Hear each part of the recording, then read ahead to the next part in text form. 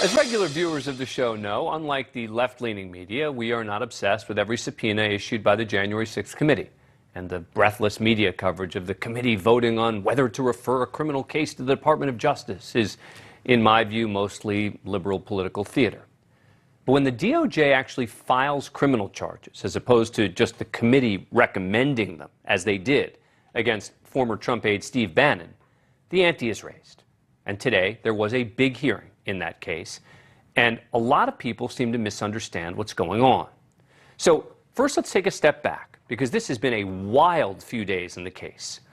Bannon is facing trial on 2 counts of contempt of Congress for defying a subpoena from the January 6th committee.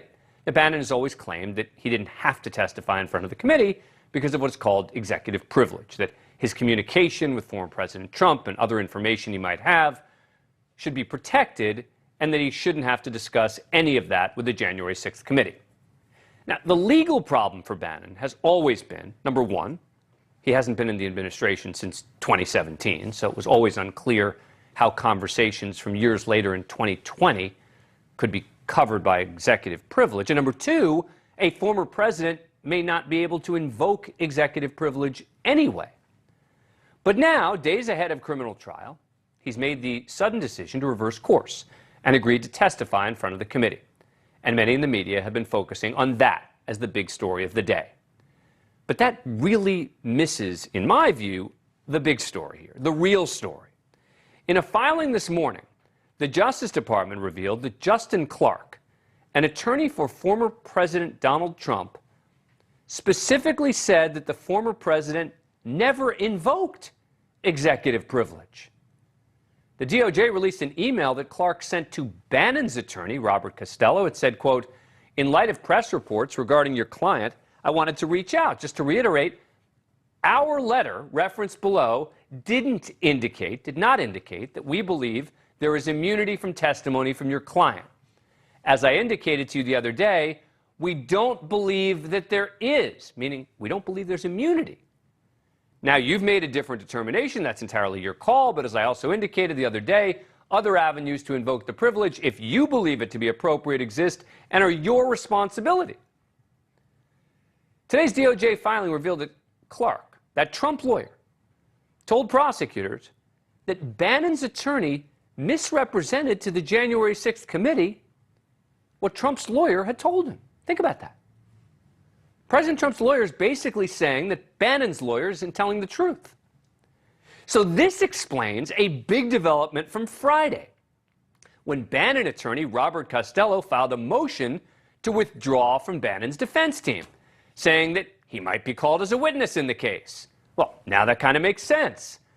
Costello said he served as Bannon's sole information of facts and information about the case. Which brings us to a letter from Trump to Bannon over the weekend, in which the former president essentially claims to be giving Bannon permission to waive executive privilege, even though Trump's own lawyer says he never invoked it. Trump wrote, quote, "When you first received the subpoena to testify and provide documents, I invoked executive privilege.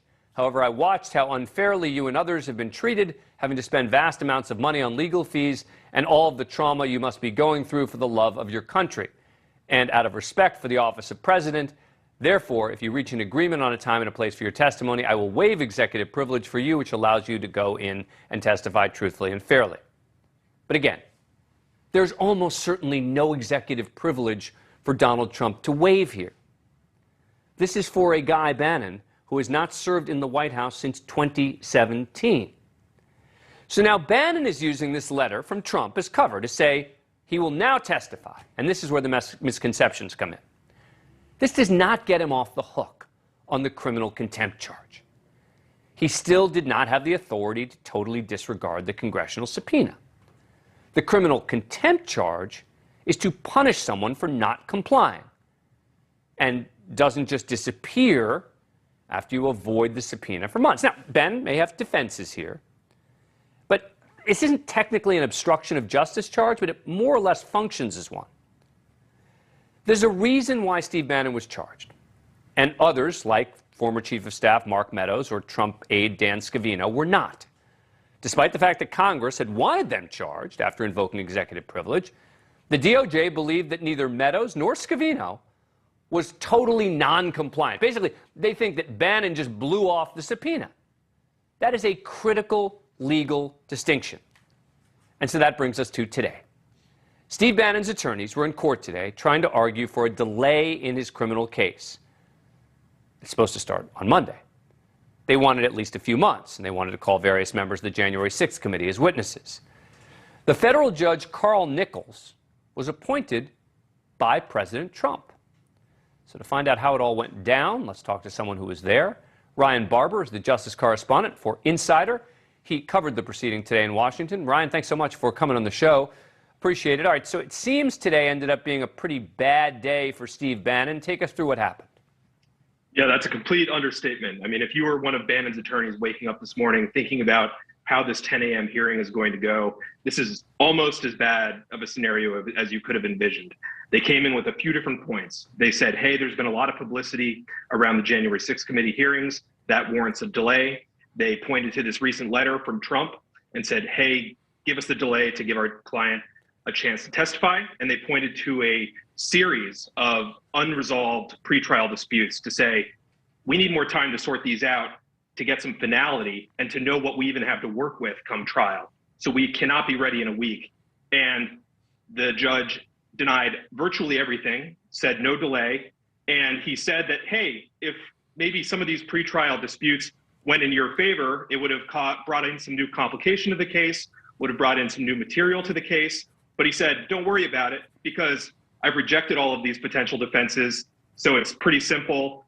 And the prosecutors, it should be noted, have been saying all along that this is simple, that this is a case that could be tried in a day, that it's really nothing more complicated than he received a subpoena, he didn't show up, and he didn't turn over documents when he was told to. What about Bannon's effort to call some high-profile political witnesses? Yeah, thanks for bringing that up. So that actually spawned a whole separate related case where Carl Nichols, the Trump-appointed judge you mentioned, oversaw. And the House, through its lawyers, was essentially arguing that there's this constitutional protection called the speech or debate clause that really protects members of Congress from being questioned about the internal workings of the House. They pounded that drum. Steve Bannon's lawyers pointed to an amicus brief that the House Democrats filed in May to essentially back up a lot of the allegations and legal points that the Justice Department was making. They said, look at that amicus brief. They have filed that voluntarily. Nobody asked them to file that brief. They have submitted to the jurisdiction of this court.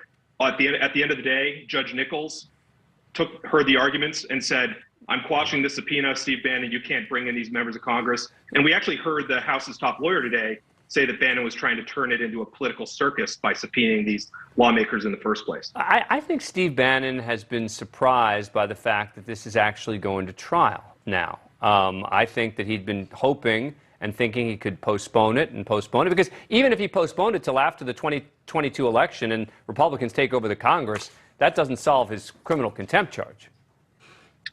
That's right. And, you know, to be honest, I don't think that the letter from Trump that came out over the weekend, I don't think he even really saw that as an ace up the sleeve to get out of the prosecution. I think at best he saw it as exactly what you just said, maybe another piece of ammo to try to delay things. He's trying to play the delay game, and we saw from today that he really, as of today, it's now official, really has very little to work with in the way of a defense. Real quick, up to 2 years in prison. Any sense of what the experts you're talking to think could be the sentence if he's convicted?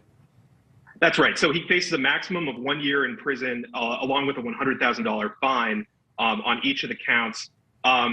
Because there's not much of a criminal record here, in part, no doubt, because he received a pardon at the end of the Trump administration on some fraud charges.